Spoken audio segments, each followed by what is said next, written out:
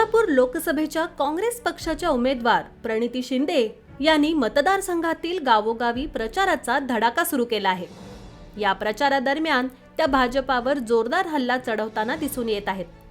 माझ्याकडे society, bank आणि कारखाना नसल्याने ईडीपीडीची भीती नाहीये, त्यामुळे मी भाजप विरोधात बोलणारच।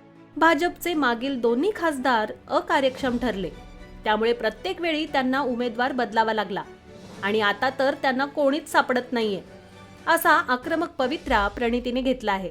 सोलापूर जिल्ह्यातील होडगीमध्ये त्या बोलत होत्या। त्या म्हणाल्या, यंदाची निवडणूक ही करेंगे या मरेंगे अशी आहे। लोकशाही आणि संविधान संपवण्याचा डाव भाजप मोदी करत आहेत।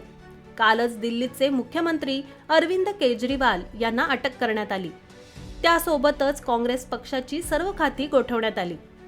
1 महिन्यांपूर्वी झारखंडच्या मुख्यमंत्र्यांना अटक करण्यात आली। काँग्रेसचे DK शिवकुमार यांनाही अटक करण्याची शक्यता आहे। विरोधी पक्षाला संसदेत बोलू देत नाहीत, त्यांचे माईक बंद करतात। ही लोकशाही आहे की हुकुमशाही?